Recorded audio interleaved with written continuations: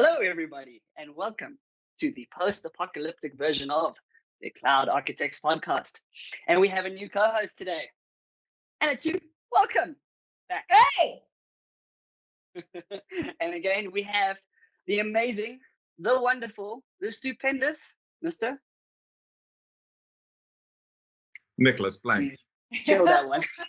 I was waiting. I waited too long. I think I ruined the theatrical effect. But I got to say that new No, Chris it's okay. is a lot better looking than the old Chris. That's for sure. That's for sure. I can't believe I got All those promoted to co-host. same accent, right? Same accent. True story. Is it? I don't know. I've been told it sounds a bit strange. People ask me if I'm British. People ask and people ask. Yeah, but I get asked as a South African if I was from Spain. True story. Hola. I don't know. Hola, compadre. ¿Cómo está? subtle differences in the accent between that one and this one, but we got to roll with it. Well, I am very proud to be your fellow co-host today. Not sure how this is going to go. It might turn to crap, but oh well. Let's roll with it. Let's go with it. Cool. So, what are we going to talk about today? I think something really important is we can talk about. I'm not going to say post-apocalyptic again because then it's just going to myth things out. But let's go post-Ignite, and we look at the technology that Microsoft has brought to the fold for CES. So using innovations that Microsoft, I can say the word we, I guess, has done with Inspire, Ignite, Ready, Build, they're not going to be using for CES. I mean, that's a big deal. That's a huge deal. Yeah. Yeah, the event team has done a lot of work and they're really, bullish, improving themselves. So I'm really interested in what goes down. Of course, us as Microsoft, we're a little bit more forgiving of our own technology. We drink our own Kool-Aid, drink our own champagne. Is that the term? I wonder if we're really ready for prime time with CES. I have high hopes. I definitely think that the team will pull out all the stops to make CES an awesome event. And what a great way to actually be a partner for events, right? Like CES was already. I think there was a year that Microsoft decided not to be part of CES for whatever reason, but I think it's a lot better to actually be the one powering the event instead of just being, hey, we're going to be like a major partner and showcasing our product, but we're actually living it through the event itself, which is really cool. That's super cool. And when it comes to, I mean, just this is a personal question: are you looking forward to anything at CES? I have never really been involved because CES is typically a consumer thing. I've always worked in the commercial space. Yeah. So if I ever the only time I ever look at CES is just as an observer, just as someone who's interested in, what's happening in the Xbox world or Surface devices or any other, mobile devices, right? For me, I've been spending a lot of time with online events, and I went to Adobe Max last week. I've been going to C2 Montreal for the last 2 years, and this is the first time that they've done a completely online event. For those of you who don't know what C2 Montreal is, it's a collaboration between the marketing agency for Cirque du Soleil called Sid Lee and another company. I can't remember. But it's all about the collaboration between creativity and commerce. And so they always do a great job of getting amazing speakers and really great immersive experiences. So I was really curious how they would do that with everything being online. I mean, how immersive can you be when you're at the same desk that you read email and do Teams calls, But they had some workshops. One even involved me walking out of my house and observing, like noticing what really stood out for me. And I think in this age of, we're still in pandemic work mode.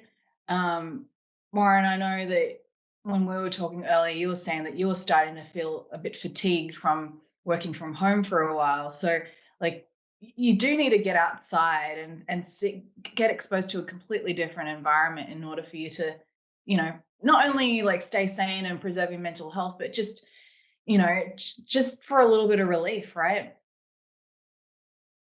Yeah, 100%. Look, I mean, I guess we've tried to replicate the stuff that it is that we do on a daily basis, but from home. So, Mm. you've got a gym, or you have a spinning machine, or I don't know, just those little things that you try to replicate. I mean, the kids, joining meetings and sort of virtual Roblox games and things like that. But you're right. I mean, Yeah. there's only so much that you can. I mean, there's some sort of interaction that sort of has to happen there It's not the that same. you can't necessarily get. It's just Eventually, you get such digital fatigue that you don't care. You don't care about how amazing the content is. You get to the point where I just want to be in the same room as another human being and talk to them and see them, and not see the pale blue light of another screen. Yeah. Yeah. Yeah. Yeah. It's really, really tough. And I think we've said it many times that COVID-19 is kind of like everyone's digital transformation officer, right? Everyone's had to like be pushed into digital, kicking and screaming. And the same applies for online events. And one thing I've been thinking about is, have the objectives of events changed because now that we've moved to online? Like, let's think about this, right? As I look at the metrics for Ignite 2020 and compare that to our metrics for 2019, in-person event, we looked at things like how many people turned up, how many registrations did we get? We looked at You things can't look like, at that now. We're completely blown out. yeah, totally blown out. Like a lot, um like 10 times, just a little under 10x, which is crazy. But there's a couple of things behind that. We made the event free, and typically Ignite, you have to pay like $2,000 or so for the price of admission. We also looked at, session scans to get a sense of like how many people actually attended sessions. Well, when you are logging in to a session, right? Is that person really there? They're not a captive audience. They are distracted by, like, they could have 3 other tabs open on their browser that could be another source of distraction, let alone what's happening in their home. Now, you could also argue that, we weren't able to capture people walking out of those rooms, but as someone who used to stand by that door, didn't really, I mean, you'd have like maybe 10, 12, 15, depending on the room, like really 0.01% of the people in the room. But attention spans are really difficult. And the other thing too, something that has been really on my mind, is these events have always been technical training events, right? So how do we do this online when people's attention spans are so limited? And I mean, you've seen this at Ignite. Like, we've always done like 45 minutes, 75-minute session breakouts. We didn't do that for our online event. Like, we did 20-minute, 30-minute things. So is that going to help people get the technical depth that they need to be successful in their jobs? I'm really interested in how technical training organizations are pivoting. Like, have you guys seen anything? Have you guys seen major changes there? Not really, not from my end. I mean, look, for me, it's also, there's an excitement factor. Going to the person who led the session afterwards and having a chat to them, saying that was amazing, or seeing what sort of shirt they were wearing, because I suppose it gave you some sort of indication of what the kind of person, what that person was like. Whereas now, let's say it's pre-recorded, they're wearing a shirt that Microsoft told them to wear, or how rehearsed was it actually? So, which I think leads me to my next question, is when it comes to the virtual table sessions and the social virtual sessions that you tried to have at Ignite, did it work? Yeah, our table talks. Yeah, last time when we spoke, I was talking about how it was a bit of an experiment. I thought it went really well. The feedback that we got from the table talks was like, oh my gosh, I could have sat in these table talks all day. We had repeat customers. We had people coming back, like table talk after table talk. I had my coffee. I woke up early, stayed up late in order to be a part of as many of them as I could. And people really love the free flowing conversation. They really loved that, they had a place where they could have that hallway conversation that you typically have Sure. at big conferences. Um, and while there was an agenda, it was super loose. It was more like, hey, like this is going to be a table talk about application development. Got a couple of people here. Like, let's find out in the room like what people are interested in building or what you're building right now. Just have a chat. The main complaint I had was that 30 minutes was too short. And I agree with that. So I'm hoping we can expand that. I'm very interested in like any advice or any tips that people might have. So any listeners to this podcast, just, message me on Twitter @_HU if you've got any ideas of how you've seen networking done well, especially at really big events, right? Like the Ignite reached like hundreds of thousands of people. So trying to do intimate networking can be very difficult, but I'm very excited about Microsoft Teams and the breakout room functionality. So maybe we can do it that way. Yeah, that'll be really fun.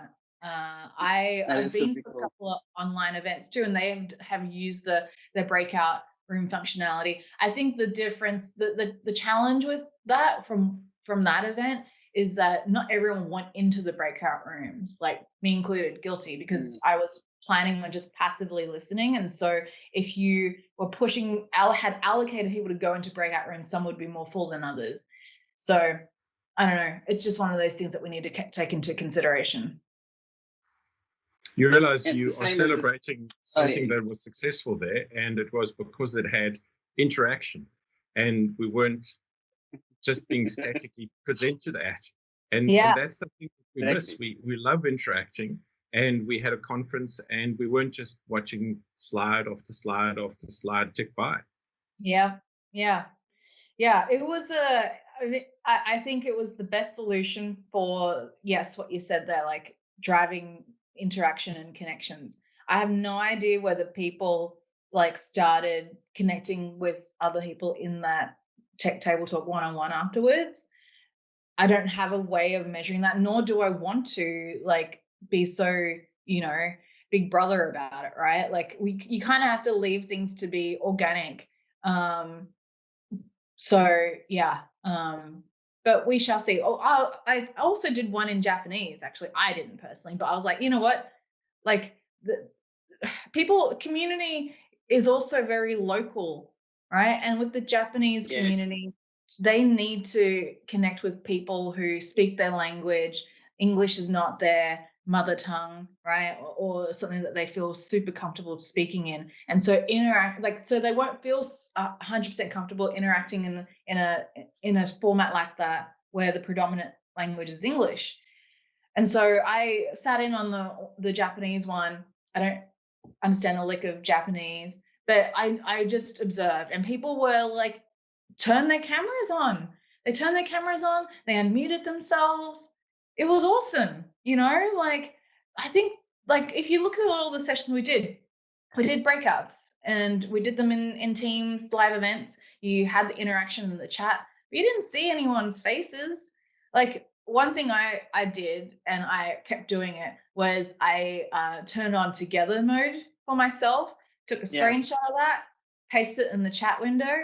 And of course, if people don't know, you don't turn on together mode for everybody. You do it for yourself, so you can see everyone in that beautiful format. And so it was it was two things. One, I was showcasing a feature of Teams through Table Talk as a good corporate citizen and as a fan of Microsoft Teams. And secondly, I was really motivating people to actually turn on their cameras, unmute their microphone so they can see themselves in together mode and start just giving them little signals that, hey, this is the permissible thing to do. You don't have to, but if you want to be involved in this way, join in.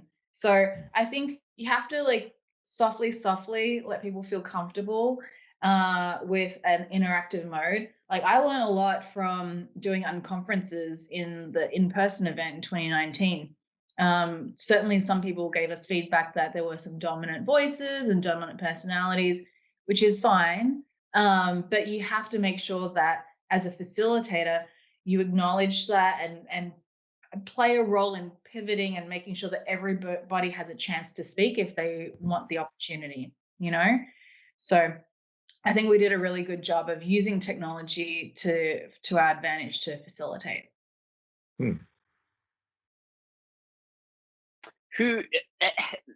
That leads me to another thing is, how you get these common meeting mistakes or the common things that happen inside of meetings, or like you're on mute, or your cameras, or whatever the case may be, which leads me to the next thing is who runs Microsoft's Instagram, because that stuff is hilarious. I actually follow. Have you ever read some of the Microsoft Instagram? It's really funny. It's like something you haven't heard in 3 hours or whatever the case it is. And it's always like this random meme about something bad you do in a meeting. Yes. What's the funniest thing you've done on a meeting, like in the last month? I've been using the snap camera filters. Have you been playing with that? I actually have it on right now. And I could put a cat on my head. Hold on, let me see if I could do something fun here. I could, where's the cat one? There's a whole bunch of them. I could, I haven't done anything. Okay, oh, this one's going to be interesting. Oh my gosh. I can be hold on, is this going to work? Oh, look, I'm a Halloween bride. Wow. Oh, this better make the blooper reel. I'm not so sure about the blooper reel. I think this is going to make mainstream. No, this one's going in live, so that's sure mainstream. Yeah. Yes. I mean, look at this. Like, look at these cheekbones. It looks amazing. I haven't. No, I feel like I'm pretty good at Teams etiquette. I think. I don't know why, it's just been drilled into me to, oh, one thing I will say, I don't think it's so much mistakes. I think using Teams to have meetings has really helped introverts, because if they're like, there's a couple of things. One, the raise hand feature is excellent, because yes, how many times you've been on a call with 20, 50 people and you just can't get a word in edgewise. So the raise hand feature is great for that. Also, you can see through in Teams if someone is trying to say something, because you can see that little avatar profile picture like flash purple. Say, hey, like there's audio being detected on their microphone, so maybe they're trying to say something. And so if you visually you see that, you're like, hey, Nick, do you wanna it looks like you have something to say. I'm so glad I've included you. Thank you. Oh, yes, so it's a conclusion, right? There we go. So yeah, I think it's been really good in driving people to be more inclusive of all the different voices in the room. Yeah.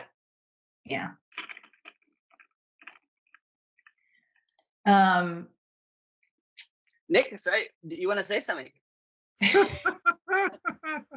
Well, for the fact that you're looking so blue today, Warren, don't know what you've done with your camera, but don't do it again. Right. It's fine. You know what? I can color grade it afterwards. I'll do some magic. So let's keep on talking about COVID and the success of Ignite. And what is the next one going to look like? Or is Ignite never going to end? Because we used to have a roadshow called Ignite the Tour. So what do we have now? Do we have an everlasting Ignite? It's the never-ending story. No. Do we even want that? Is Ignite still special if it never ends? Yeah. Well, okay, for starters, it's coming. There is going to be another Ignite happening in March. That's all I can communicate in terms of time frame right now. So You heard it just first here, folks. hold March. I think where what the future of digital events will be interesting. I don't really know. One thing that is very clear from the conversations we've been having the planning team is we want to do more to drive local engagement. I mentioned the experiment we did with a Japanese table talk. And we certainly want to do more to reach out to our Asia Pacific audiences because I think they felt a little left out with the English centric content, which is fine. We just need to do a better job of reaching people in different languages, right? And that's inclusive of Spanish, French, German, Brazilian, Portuguese, whatever it may be, right? So we want to do more of that. And perhaps we need, but it's not just a language thing. Like localization is about translating the entire experience into like our website, the register button, like the closed caption, everything. It's a lot more than just the content. So, and also culturally, for some cultures, like they need, I haven't delved deep into this, but we need to consider cultural differences as well. It's not just a straight up AI language translation, which also isn't perfect either. So we're thinking about that. But I think something I was alluding to earlier in terms of, the content now being shorter and technical readiness. We also have to think about our on-demand event strategy too, because going back to what you were saying around fatigue, there's a lot of content, and to expect people to tune in for like 8 hours straight, 12 hours straight, 24, 48 hours straight is not really healthy. So we want to motivate people to go at their own pace, especially when the content gets very technically deep, like level 300, 400 level, right? I've been thinking about, so there's an on-demand piece of that, but how many times, like, would you also be motivated to go if that was just pre-recorded and there was no one there to like guide you? So I'm thinking about interaction styles too. There's a lot to think about. I know that in the last podcast we did together talking about Ignite, I was using the analogy of television for our content, which is very true. Like we had to operate like this is clockwork. But is that at compromising the longer form content that people need to help them be better developers, better IT professionals, right? So yeah, curious on your thoughts about how we could still help people get hands-on with technology in this work from home setting, yeah. Yeah. But on that, I will say we launched a new feature, and I couldn't talk about it in our last episode in the tech community. It's the Video Hub. So we've got hundreds of videos and interactive demos. So click through demos. So that kind of talks to a little bit of the technical readiness. If you go to the tech community, techcommunity.microsoft.com, and go to the top navigation called Community Hubs, we have a new Video Hub. And you'll see lots of video content. And also, if you love SharePoint, love Azure, and you go to the actual Azure Community Hub, SharePoint Community Hub, you'll see the latest videos that have come in from the Video Hub served up to you on that landing page. So you don't have to like go specifically to the Video Hub to find it. We will recommend content for you based on the Community Hub you're in. So that's a new feature that we pushed out to hopefully help people with getting familiar with the new announcements and the new products and new features coming. So yeah. So we're always ever expanding the features that we have on the tech community. It's a double-edged sword though, because the content is fantastic. I'm not taking away from that.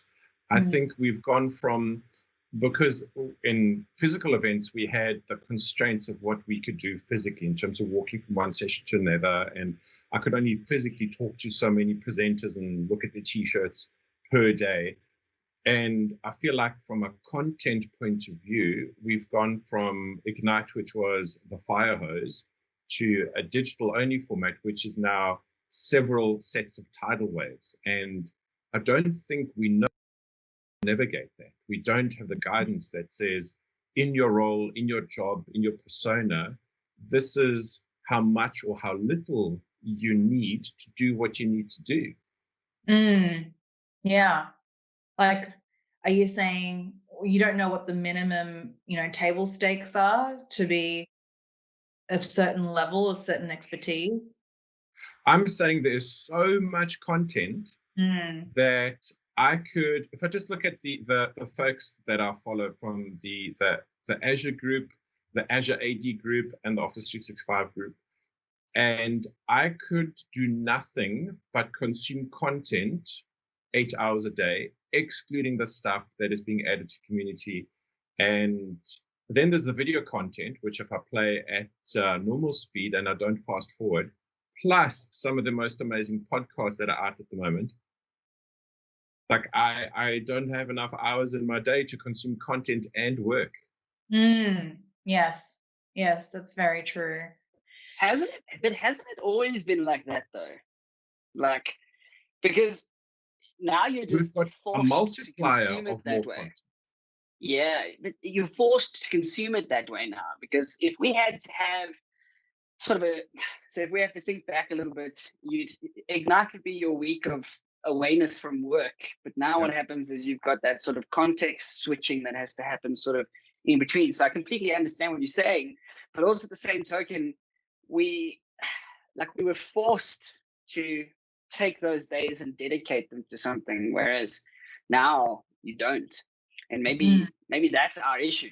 Is, I mean, like, I know, as an FTE, they say quite a bit is make time for your personal learning and your growth, and like sort of take time out of the day, because they understand exactly how many meetings somebody will put in your calendar if they could.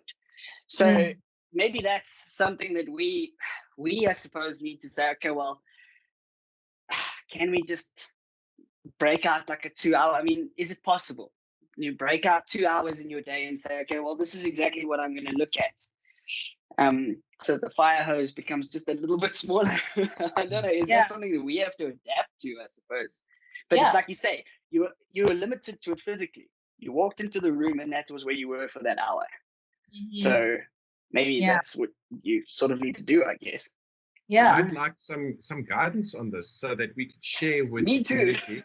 Like, we've had to teach digital netiquette, right? So don't schedule an appointment for an hour and a half or an hour, because people need space to be human. So make it 45 minutes. Those are skills that we don't naturally have, because the calendar's in an hour block.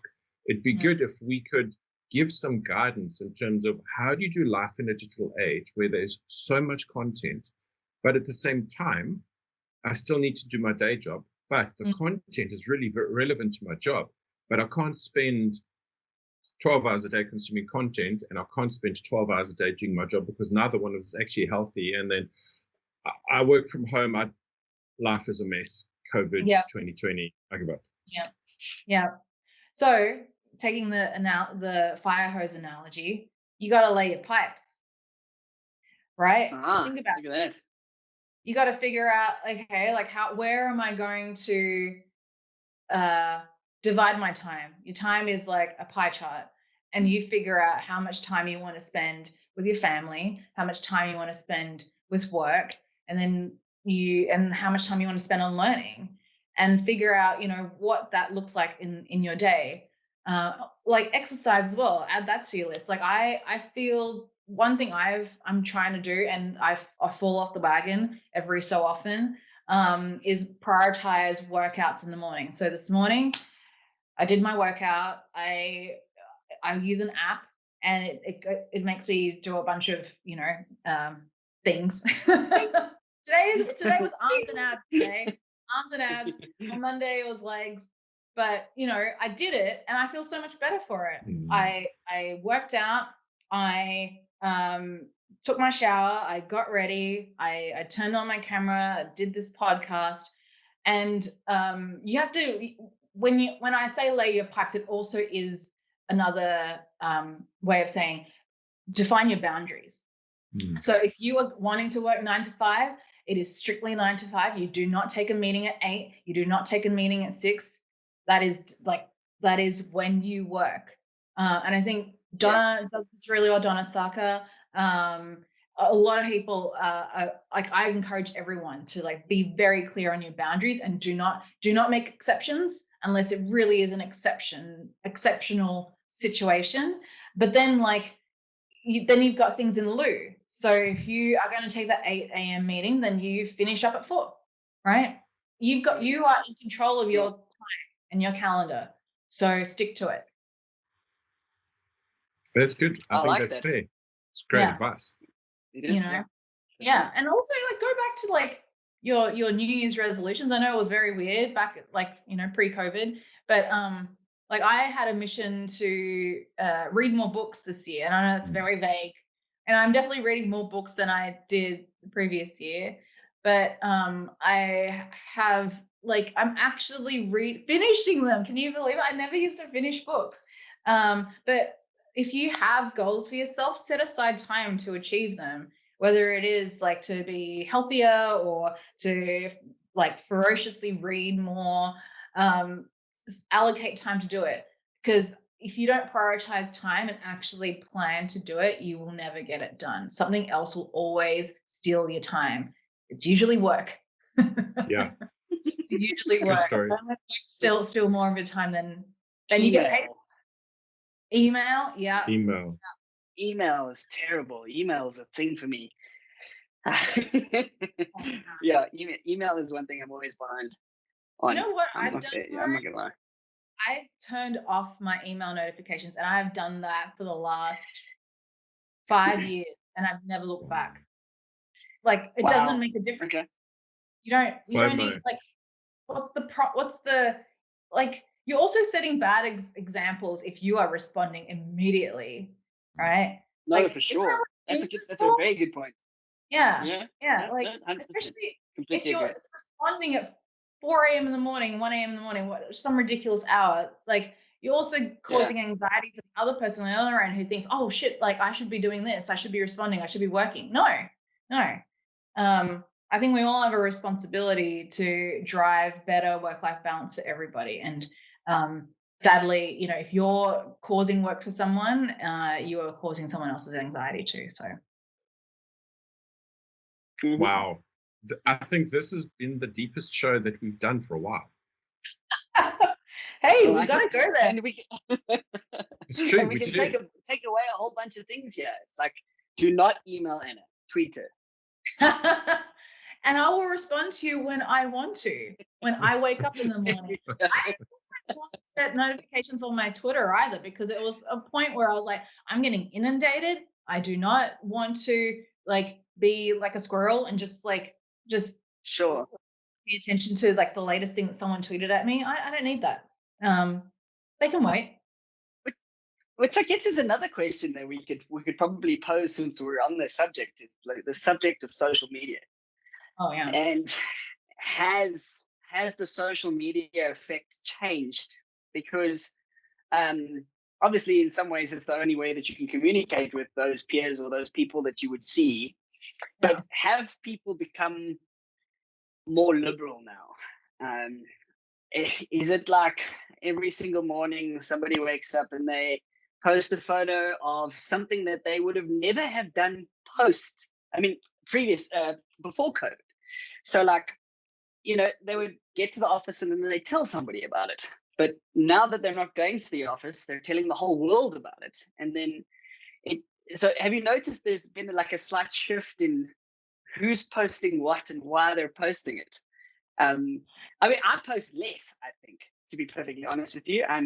I've become a bit of a sort of a social media hermit at the moment. I've completely backed away. I'm not sure why. Yeah, Yeah. Leah's definitely the social media butterfly in the family, not me. But have you noticed a change in what you want to post, I guess? I've noticed a change. I've noticed a lot of different things. I've noticed people delete Facebook. One. I've noticed people just completely like go on that end of the spectrum. And that may be because of, that recent documentary on Netflix, The Oh Social yeah. Dilemma. I highly recommend people watch. I've also seen, yes, on the other end, people post more. I go in waves between posting a lot or posting less. I've noticed that people just miss people in interactions, and yes, you're right. It's a little like hanging out in the office, like cafeteria or in the kitchen. Like there's like that's just completely pure randomness if someone else walks in while you're making a cup of tea, and then you have a chance to talk to them, right? But I've also been like, you know what? I'm just going to like post a selfie of myself with my morning cup of coffee, and hopefully that, and I'm trying to send some positive vibes out there so people have a great morning, like, and Seen I have that. no I've idea enjoyed those whether tweets. I'm glad you do. Someone might roll their eyes and think, oh gosh, like, geez, but that's fine. They could mute me if they want. Like, I'm not doing it incessantly. I'm just like, hey, I just want to say hello to people and see how everyone's doing because I miss everyone, Yeah. So yeah, it's really hard. I definitely feel like there's a bit of there are people who are opting out and there are people who are like all in. I'm going to be all social and I'm going to share all my like inner thoughts onto the internet, which can be dangerous. Very But dangerous, so dangerous. And then Hashtag it's no like, okay, filter. well, let's delete that, but the damage is done, right? Yeah. I mean, yeah, damage is done. I mean, there are some people that cannot show their faces like around anyway. We've had like I don't know, it happens everywhere, I guess, really. But we've had like a couple of social media influencer stars or TV personalities that just some oh yeah, problems. They get somebody posts something bad on TikTok, they're toast. It's gone. oh yeah, cancel culture. Right? Oh gosh, yeah. There's been so many learnings from 2020. Like the volume has been turned up to 13. I tell you what, like there's been a lot of things that I've learned personally. I feel like just been a reckoning on many, many things. And yes, it was probably the medicine we all needed to take. But I hopefully I'm hopeful that we're going to come out the other end as all more enlightened individuals, enlightened humans who have a better appreciation of community, have exercised deeper empathy. One thing that I have spent the last 2 weeks doing is a lot of introspection. I was watching a session delivered by Malcolm Gladwell, who's a journalist. He's Canadian, American, many things. And he had a very, very interesting take on deep empathy in terms of, you don't really like when I was taught in school what empathy was, they translated that as being able to walk a mile in someone's shoes.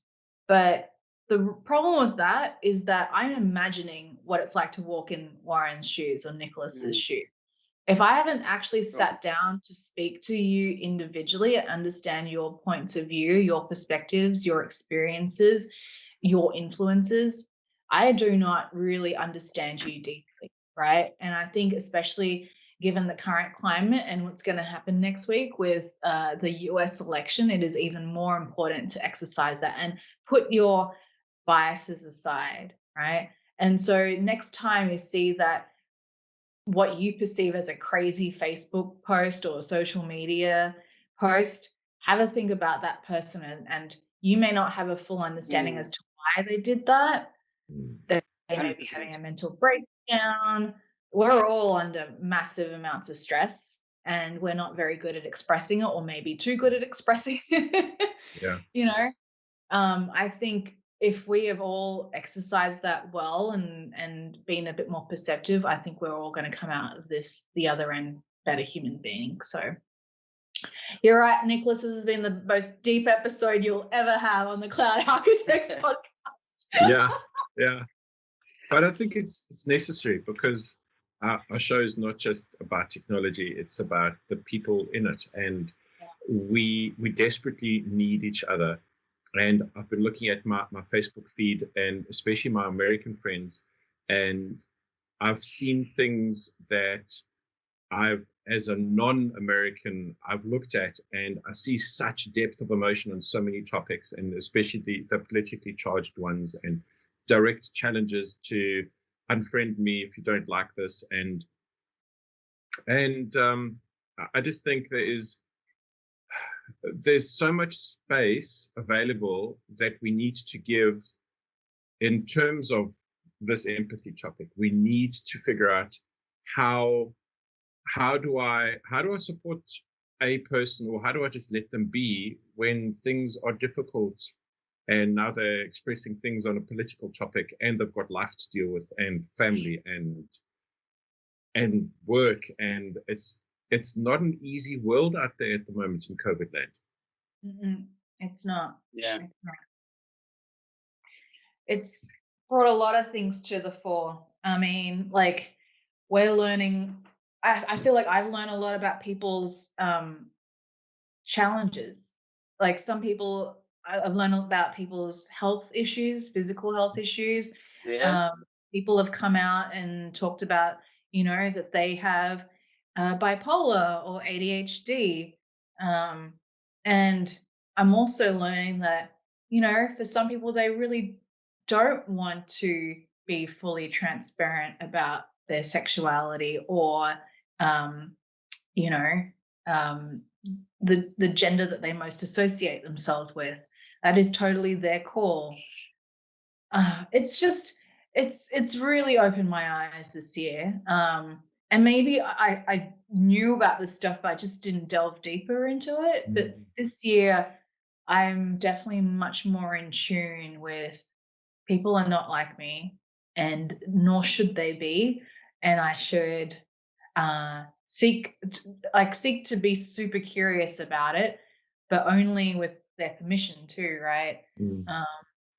Like, I don't want to look at people like as museum artifacts. I want to look at people as human beings, and just so I can have better relationships with them, So, yeah. So let me try and condense that and ask you to summarize that into, and it doesn't matter how many there are, if it's the top 1, 2, 3, 5 skills. What do you think, as people in the professions that we are in, being technology focused, being people focused, what are the skills that we need right now? And if we don't have those skills, how do we build those skills?